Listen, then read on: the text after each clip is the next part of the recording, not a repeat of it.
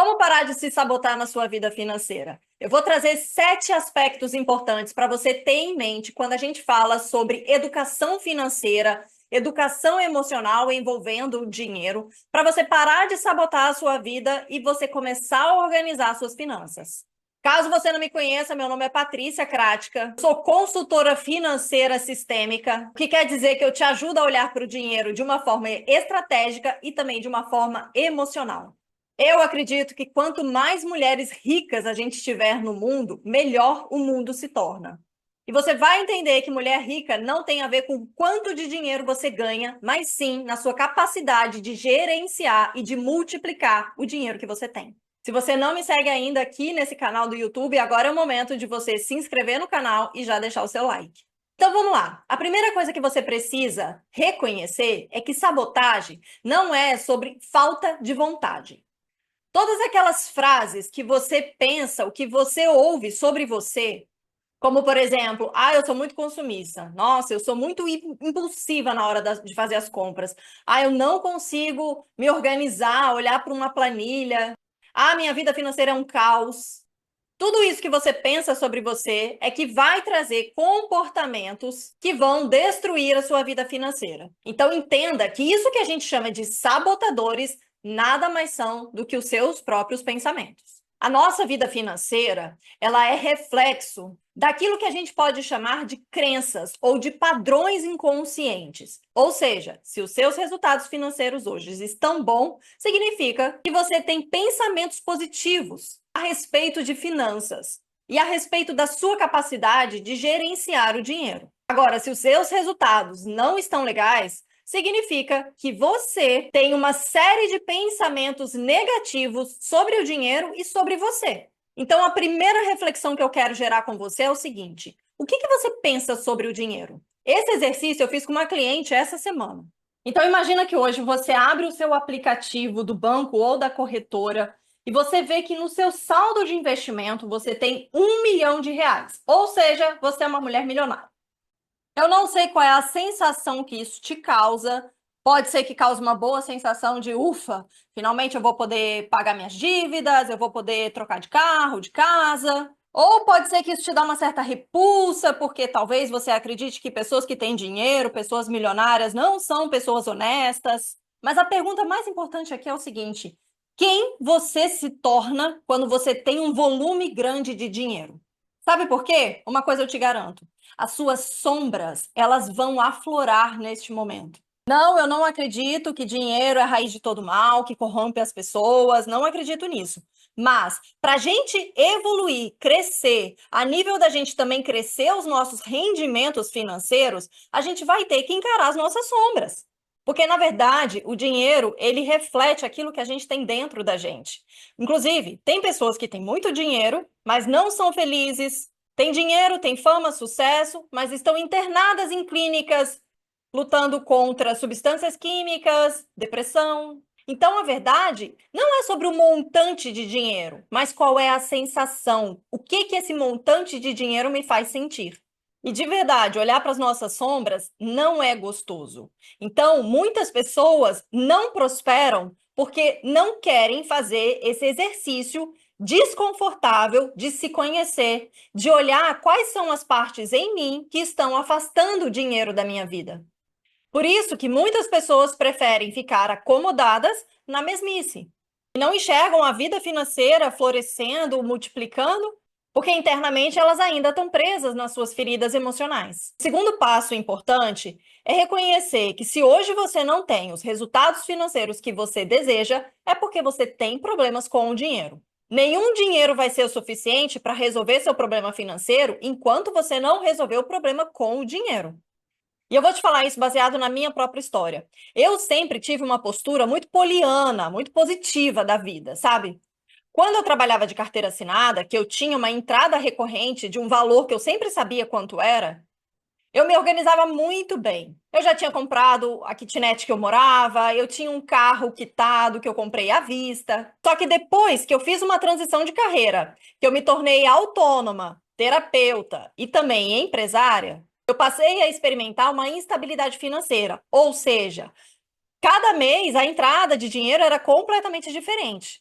Mas eu não tinha estratégia de negócio, eu não tinha visão de empresa, então eu ficava contando com a sorte. Sabe aquela coisa? Eu achava que, do nada ia aparecer um cliente e que ele ia querer fechar um pacote que ia salvar o meu mês.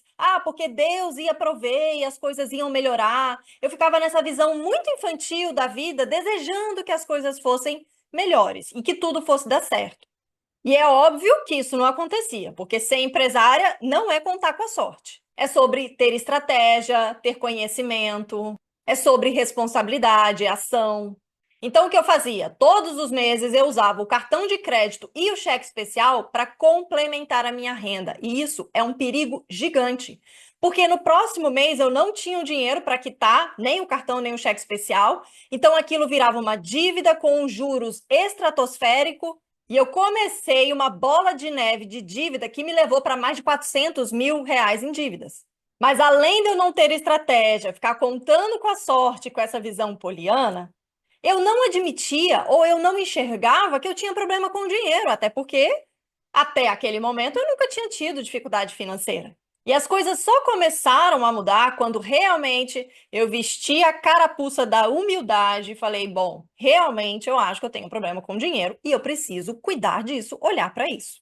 Então eu te pergunto, qual é o problema que você tem com o dinheiro? É claro que talvez a resposta não venha pronta, mas você precisa encontrar a resposta dessa pergunta. Seja com ajuda profissional, seja fazendo uma constelação financeira, mas o ponto de partida está aí, encontrar qual é o seu problema com o dinheiro. O terceiro passo é a gente pensar o seguinte: ok, identifiquei que eu tenho um problema com o dinheiro. Agora é identificar quais são os comportamentos que mostram que eu tenho esse problema. Ou seja, os tais comportamentos sabotadores. Então vamos pensar juntas. Qual é o seu padrão de consumo? Você é uma pessoa que evita olhar para o dinheiro, para o saldo da sua conta bancária, para o extrato do cartão de crédito. Você tem muito desconforto quando fala sobre dinheiro, quando fala da sua vida financeira. Você tem vergonha porque às vezes está com dívida. Você não consegue se organizar, olhar para uma planilha, manter as contas em dia. Ou você tem aquele comportamento que está sempre no limite, o dinheiro chega, mas é para pagar as contas, depois não sobra nada. Quando você vai pagar uma conta, o que que você sente? Você sente um alívio, uma liberdade, uma responsabilidade que já foi quitada? Ou você sente aquela sensação de, ai, meu dinheiro está indo embora? Quando você faz uma compra, você sabe qual é o gatilho emocional que faz você comprar as coisas que você compra? Porque talvez você pode estar usando as compras para preencher um vazio emocional. Falando em compras, quando você compra as coisas, você usa? Ou você compra sapatos, roupas que vão ficando no armário, vão se perdendo no tempo e você não usa? Você compra comida demais que acaba estragando na geladeira que você não usa? Você compra cursos que você não aplica na sua vida, que você não estuda, que você não tira o investimento que você fez naquele curso? Esses dias eu fiquei com raiva de mim. Eu comprei um curso desses de massagem facial. Eu não abri o curso e eu perdi o acesso dele. Era R$ 90, mas ainda assim eu vi o quanto eu estava desvalorizando o meu dinheiro, porque a questão não é o valor monetário, é o uso que eu faço do dinheiro. Então, como que eu sei que eu estou honrando o meu dinheiro? Se eu comprei um curso de massagem facial, eu vou assistir todas as aulas e todos os dias eu vou aplicar. Outro comportamento também é aquela montanha-russa financeira. No mês você consegue se controlar, as contas ficam equilibradas no 0 a 0, você conseguiu quitar tudo, não ficou faltando nada, mas no mês seguinte uma bola de neve começa de novo. Ou às vezes até com dívidas, você vai, consegue equilibrar, pagar as dívidas, mas logo você entra em outro ciclo de dívidas. Ou será que você é aquela pessoa que tem um padrão de procrastinar as decisões da vida financeira? Do tipo assim, depois eu olho para isso. Não, depois eu organizo isso. Agora não é hora de mexer com a minha vida financeira porque tá tudo um grande caos. Eu preciso fazer mais dinheiro para poder organizar minha vida financeira. E esse é um grande erro. Em termos de organização financeira, se você não age agora, as coisas tendem a piorar. Porque se você está na situação que está, é porque você ainda não tem o conhecimento ou a estratégia certa para sair dessa situação. Então, não espere estar tudo certo, tudo bonito, para você poder cuidar do seu dinheiro. Até porque, lembra que eu te falei que a gente começa a crescer e evoluir no desconforto.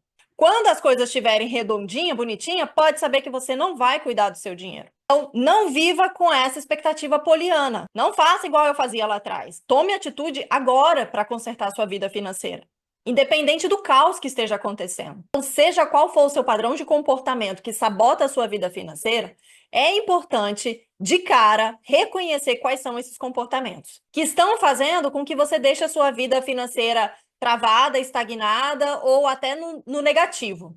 O quarto passo, então, avançando aqui nos nossos itens, é a gente entender qual é o gatilho emocional que está por trás desse comportamento. É você se perguntar, quando que isso começou? Será que isso começou num ponto específico da minha vida? Por exemplo, o que eu estava falando do meu exemplo, começou quando eu fiz uma transição de carreira. Mas e para você? Será que isso começou lá atrás, na infância? Você via os seus pais tendo dificuldade financeira e logo quando você foi trabalhar com 18, 19, 20 anos, você também tinha muita dificuldade de se organizar financeiramente? Ou será que a vida financeira desandou quando você casou ou quando se separou? E por que é importante a gente reconhecer isso? Quando a gente fala em comportamentos sabotadores, é importante a gente lembrar que esses comportamentos sabotadores ou esses pensamentos sabotadores nada mais são do que estratégias de sobrevivência. É como se eles fossem uma espécie de protetor da nossa psique. Foi o jeito que o seu cérebro encontrou de sobreviver a situações difíceis, traumáticas, desafiadoras. Então, no fundo, o sabotador não é tão inimigo assim. Eles estão aí fazendo com que a sua vida aconteça, que você esteja no estado de sobrevivência. Mas eu acredito que se você está aqui me ouvindo, você deve ter a mesma percepção que eu tenho. Eu acho que a gente não veio para o mundo para viver numa sobrevivência. A gente veio para uma supervivência, para a gente ter experiências transformadoras. Viver na sobrevivência só no básico, isso é muito primitivo, instintivo. No nosso processo de evolução, de autoconhecimento, a gente vai abrindo novas camadas, novas portinhas, para a gente ir saindo desse ciclo de sobrevivência e evoluir para um ciclo de supervivência. Então a questão é, como eu posso lidar com essas emoções que criaram esse padrão de sabotagem que me mantém na sobrevivência? Inclusive, nesse ponto, pode ser que você identifique que você tem uma relação infantil com o dinheiro. Uma relação infantil com o dinheiro acontece quando a gente espera algum milagre. Alguma coisa vai acontecer que vai resolver sua vida financeira. Era igual eu lá atrás, empresária, sem estratégia de venda, esperando que algum cliente do nada aparecesse. Ou é quando você acredita que lidar com dinheiro não é uma coisa de mulher. E aí você acredita no que o gerente do banco ou que o funcionário do banco te traz de opções de investimento. Você acha que porque ele estudou, ele é uma pessoa sabida, mas você esquece que ele está ali a serviço de bater as próprias metas de venda, que o banco está ali querendo lucro em cima do seu dinheiro. Ou seja, você não consegue avaliar se o que ele traz de informação de fato é melhor para você e para os seus sonhos e objetivos. Na relação infantil, a gente fica esperando que o outro tome conta do nosso dinheiro. A gente delega para o marido, para o gerente do banco, para o gerente da corretora ou para outras pessoas. Mas a gente não se apropria desse lugar de falar, eu vou aprender sobre isso. Eu vou gerenciar meu dinheiro, eu vou tomar as melhores decisões porque o dinheiro é meu e os sonhos são meus. E aqui eu preciso te dizer uma coisa, não é para você se sentir culpada, porque no fundo, para nós mulheres, é um pouco mais difícil lidar com o dinheiro. Porque de uma maneira inconsciente e coletiva, nós mulheres não fomos educadas para lidar com o sistema econômico. Pelo contrário, a gente foi ensinada que a gente precisa de ter um homem para administrar, para prover a casa, para trazer o dinheiro, para decidir como que gasta. Então percebe que aqui a gente está falando de camadas bem mais profundas que vai além das suas emoções e traumas com o dinheiro.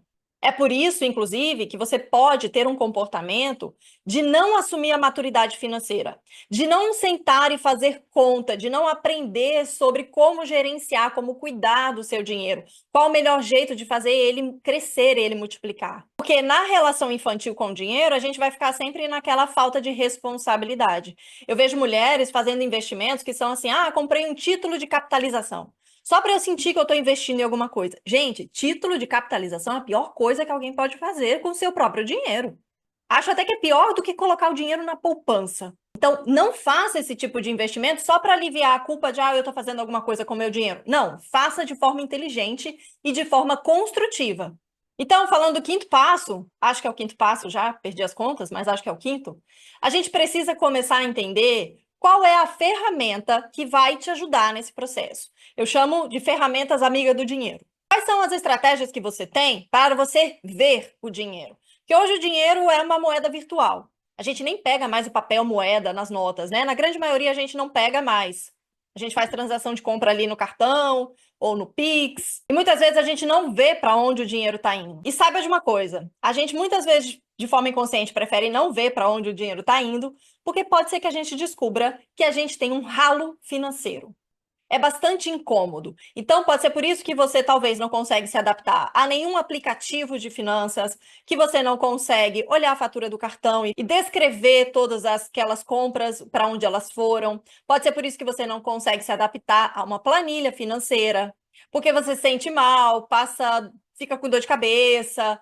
Toda vez que tem que organizar o dinheiro, pelo menos no início do mês, quando vai pagar as contas maiores, dá aquela sensação de desconforto. Então, olhar para o ralo financeiro é importante, porque aí também a gente vai descobrir questões emocionais. Por exemplo, imagina que você descobre que o seu ralo financeiro está indo na comida, porque você não consegue se organizar na rotina de casa para comer em casa de forma saudável e mais econômica e precisa sempre estar comendo na rua.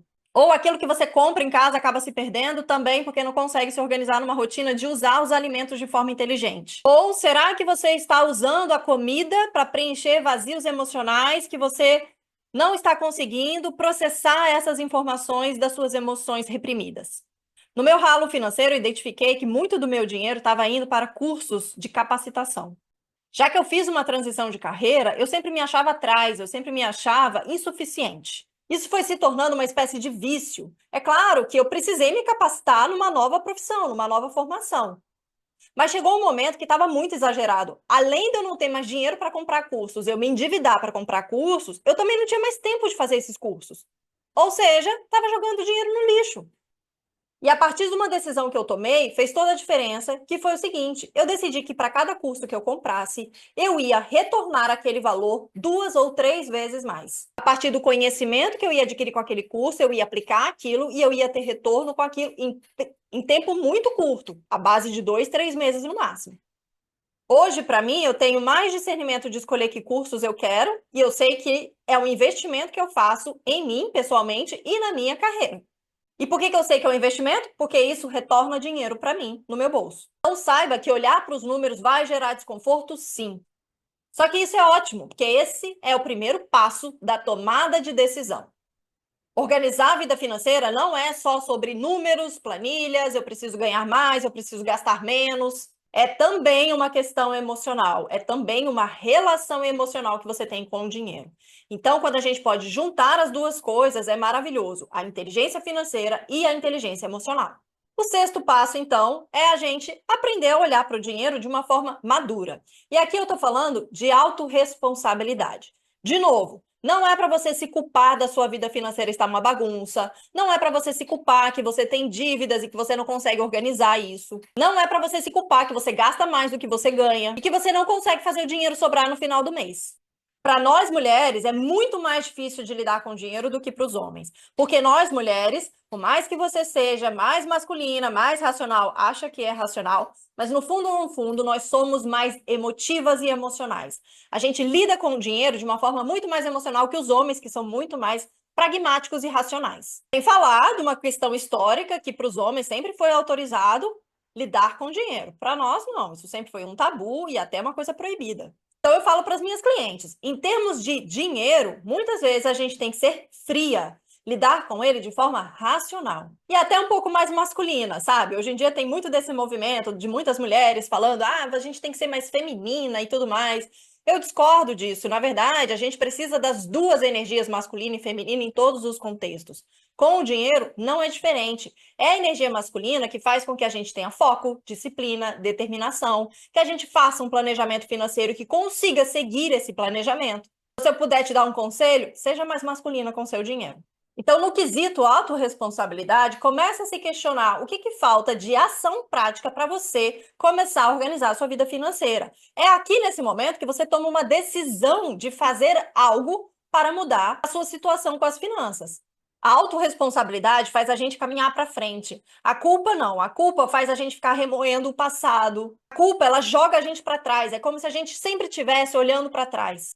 A culpa te coloca no lugar de vítima, de coitadinha que não dá conta de cuidar da própria vida financeira, quase uma menininha indefesa. A autorresponsabilidade, não. Ela te joga para frente. Ela faz você se responsabilizar por aquilo que são ações que você vai tomar daqui para frente para sair do buraco financeiro que você está. A responsabilidade te torna protagonista da sua própria vida. E ela não deixa que você fique refém das coisas do passado. Mesmo que você decida agora que você precisa buscar ajuda especializada para lidar com as questões financeiras. Acredite em mim, gente, a responsabilidade faz a vida financeira fluir. Elimina a culpa da sua vida, vai ser a melhor coisa que você vai fazer por você. E o sétimo passo é um que eu amo, faço todos os dias, eu me sinto muito bem com ele, é a gente poder usar a imaginação a nosso favor. O que isso quer dizer? Quer dizer que de forma intencional, você cria um momento no seu dia, que eu chamo de ritual da riqueza. É um momento onde você vai sentar num lugar confortável, possivelmente você pode colocar elementos que te trazem essa sensação de conforto. Eu gosto muito de colocar música calma, eu gosto de velas, de incenso. Eu tenho meu caderno todo cheio de flufu, bonitinho, que eu gosto de escrever as coisas. E você vai sentar ali de forma intencional, você vai escrever nesse caderno os seus sonhos realizados, mesmo que sejam sonhos do futuro. E aqui, gente, eu não estou falando especificamente de você. Você não vai colocar lá sobre a sua viagem para Disney que você quer fazer com a sua família, sobre a casa que você quer reformar ou trocar de casa, o carro que você quer trocar. Tudo isso é muito bom e é necessário, tá tudo certo. Mas eu também estou falando de sonhos que são simples, como, por exemplo, colocar lá no seu caderno que você é merecedora de todos os dias de manhã acordar em paz, acordar feliz, acordar sem sobressaltos, com atrasos, com aquela sensação de que está em dívida com o tempo, com a vida. É aquela sensação de que durante o dia você se sente livre financeiramente e emocionalmente. Que você sente conforto e segurança quando você pensa na sua vida financeira, na sua situação financeira. É o sonho realizado de se tornar uma investidora com maestria, aquela que sabe definir qual é o melhor destino para o seu próprio dinheiro. Aquela mulher que sabe gerar o próprio dinheiro, cuidar dele e fazer ele crescer e multiplicar. Ou seja, eu estou falando de coisas simples, mas também que são a base da nossa felicidade e da nossa paz. Afinal de contas, ter sucesso e paz financeira não é sobre bens materiais. É sobre a sensação, a emoção que o dinheiro te traz. É sobre aquela segurança, sem medo do dinheiro faltar, porque é como se você entendesse que você conseguiu gerar aquele próprio dinheiro através do seu trabalho, através do seu servir, através do seu propósito. E se algo acontecer com esse dinheiro, você consegue também continuar fazendo renda. Aquela sensação de ser uma pessoa leve, de ser uma pessoa merecedora de ter o dinheiro. Então, aqui nesse ritual da riqueza, a gente está falando de você escrever sobre emoções e sensações que você quer sentir, mas não coloca no tempo futuro, coloca no tempo presente. Porque uma coisa que eu falo muito para as minhas clientes, quando eu tiver isso, quando eu tiver aquilo, eu vou sentir paz, eu vou sentir tranquilidade. A gente não pode deixar para o futuro as nossas sensações. A gente tem que encontrar maneiras de sentir paz, tranquilidade, segurança agora, no presente, com o que a gente tem. Porque senão a gente não vai atrair daquilo que a gente quer. Se hoje você sente medo, como você vai atrair segurança? Não é coerente, não faz sentido. A gente atrai aquilo que a gente sente, aquilo que a gente vibra. Então, esse momento de escrita, por isso que eu te falo que coloca uma atmosfera aconchegante para que você possa colocar ali as suas emoções. Pode ser daquilo que você quer sentir lá no futuro, mas talvez reconhecendo que você já tem isso hoje, ou encontrando maneiras de sentir isso hoje, agora, no presente. E um passo extra que eu posso colocar aqui nesse vídeo é que se você quiser minha ajuda para a gente fazer essa caminhada juntas de construção da sua riqueza, de aprender como gerenciar, cuidar e multiplicar do seu dinheiro, eu vou realizar esse mês uma imersão chamada Riqueza Feminina, que vão ser 4 horas ao vivo, onde a gente vai, com muita gentileza e amorosidade, olhar para todas as questões financeiras, traumas, sabotadores, gatilhos emocionais que fazem você ter comportamento que destrói sua vida financeira. Te garanto que vai ser um grande divisor de águas. Eu vou deixar aqui embaixo o link com mais informações. E antes de eu me despedir, quero pedir que você deixe aqui o seu comentário. O que fez mais sentido para você desses passos? Qual que é mais fácil que talvez você já está aplicando na sua vida? Ou qual que você ainda deseja aplicar? Vou adorar saber como que essa mensagem chegou aí para você. Um beijo e a gente se vê no próximo vídeo.